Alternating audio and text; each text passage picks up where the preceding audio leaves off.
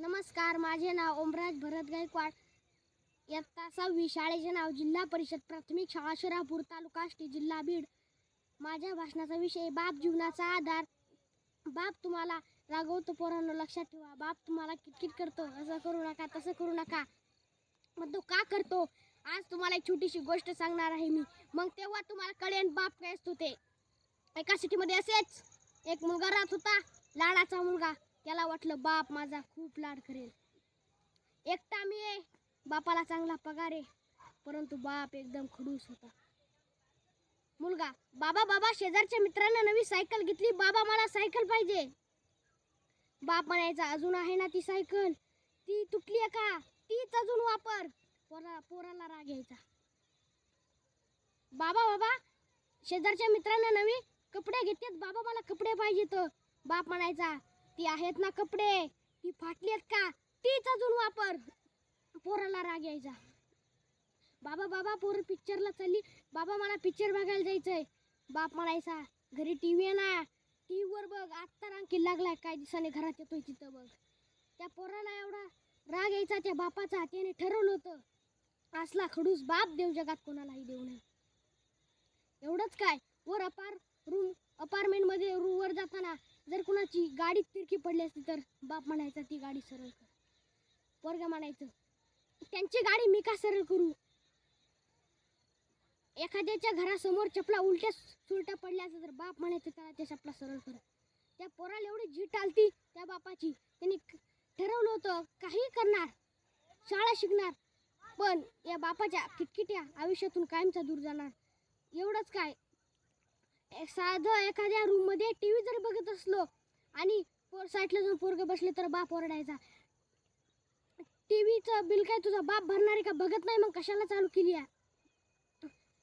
एवढंच काय, पंखा रूम मध्ये पंखा चालू असला तरी बाप ओरडायचा. असला बाप कोणाला असतो का रे. त्याने ठरवलं, मनामध्ये संकल्प केला, काही करणार, शाळा शिकणार, नंबर काढणार आणि या बापाच्या आयुष्यातून कायमचा दूर जाणार. असल्या किटकिट्या बापाचं पुन्हा आयुष्यात कधी तोंड नाही बघणार. त्या पोराने एकदा संकल्प केला, माग हटला नाही. 5वी 9वी 10वी 11वी 12वी इंजिनियर झालं. आता फक्त कॉलची वाट बघत होता.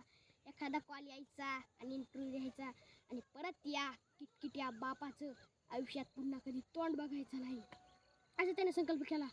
बघतो तर काय, एकदा त्याला इंटरव्ह्यूचा कॉल आला. तो आनंद म्हणला, आई मला इंटरव्ह्यूचा कॉल आलाय. म्हणली, जा लेकरा जा, देवाच्या पाया पड. तो देवघरात गेला आणि देवाला म्हणाला, देवा एवढी नोकरी मला लागू दे, बास, तुला 1 किलो पेढ देईल. आणि या किटकिट्या बापाच्या आयुष्यातून मला दूर जायचंय, लई त्रास दिला यानं. आईच्या पाया पडला. आई म्हणली, जा लेकरा जा, वडिलांच्या पाया पड. आतमध्ये गेला, लांबनच वडिलांच्या पाया पडला आणि निघून गेला. इंटरव्ह्यू एका मोठ्या अपार्टमेंट मध्ये चालू होती. 4थ्या कलेच्या 4थ्या मजल्यावर इंटरव्ह्यू चालू होती. तिथं जाताना पार्किंग मधून रस्ता होता. पार्किंग मधून जाताना एक सायकल उलटी तिरकी पडली होती. सवयीप्रमाणे पोराने सायकल सरळ केली, पुढे गेला. एक कुंडी सांडली होती, एक कुंडी खाली पडली होती, माती सांडली होती. पोरांची कुंडी सरळ केली, माती त्यात भरली. जवळ जार होता, पाणी घातलं. थोडा पुढे गेला, एका घरासमोर चपला उलट्या पडल्या होत्या. त्याने ते चपला सरळ केल्या. थोडा वर गेला, तिथं त्याला 10 ते 15 पोरं इंटरव्ह्यू मध्ये बसली होती. याला घाम फुटला, एवढ्या पोरात माझा नंबर येईन का, मला नोकरी लागायला पाहिजे, कारण की मला त्या किटकिट्या बापाच्या आयुष्यातून कायमचा दूर जायचंय. तो जाऊन त्या पोरांच्या रांगेत जाऊन बसला. एक पोरग पुढे पुढे सरकत होतं. आतमधून येणार पोरग प्रत्येक टेन्शनने असं घाम पुसत बाहेर येत होतं. पुढं पुढं सरकत गेला. लगेच त्याच्या लक्षात आलं की वरती फॅन आणि लाईट चालू आहे. तो पटकन उठला, वर गेला आणि त्याने पटकन तिथं जाऊन फॅन आणि लाईट बंद केल्या. त्याची फॅन आणि लाईट बंद करत असताना त्याची नजर पुढच्या रूम मध्ये गेली. तिथे बी फॅन आणि लाईट चालू होते. तो पटकन गेला, तिथे फॅन आणि लाईट चालू बंद केले आणि एक पोरं संपत गेली आणि आता नंबर आला. घाबरत्या नजरेनं दार उघडलं आणि म्हणला, may I come in sir. साहेबांना एक विचारलं, you are ready for the interview. त्याने पुन्हा एकदा डोळे झाकले, देवाचं नामस्मरण केलं. म्हणला, देवा आता तुला 1 नाही 2 किलो पेढ देतो र. पण काही कर, मला इंटरव्ह्यूमध्ये पास कर. I am ready for the interview म्हणण्यासाठी त्याने डोळे उघडलं तर काय, पुढे त्या साहेबानं लिफाफा धरला होता. आणि पोरगं म्हणलं काय.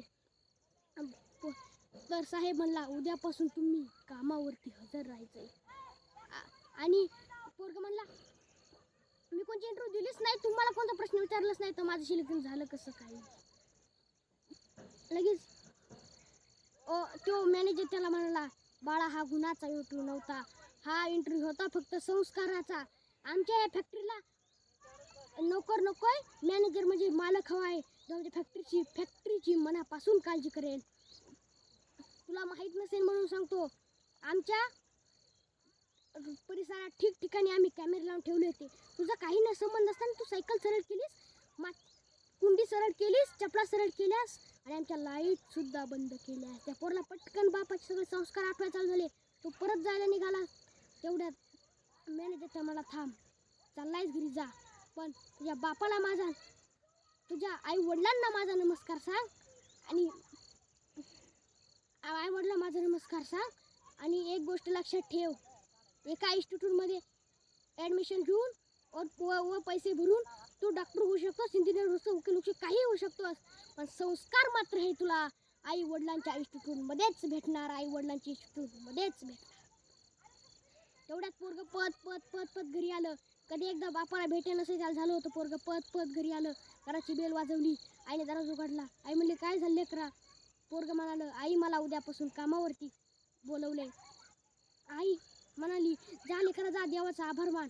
तो आतमध्ये गेला, दरवाजा उघडला तर इकडे बाप पेपर वाचत बसला होता. तो पटकन गेला, बापाच्या पायावरती लेखन ठेवलं आणि माझा बाय त्या डोळ्यातून पटकन अश्रू त्याच्या पायावर पडले. बापाला जाणवले अश्रू. त्याला समोर जर पण विचारलं काय झालं. लक्षात ठेवा पोरांनो, यासारखं मोठं दुःख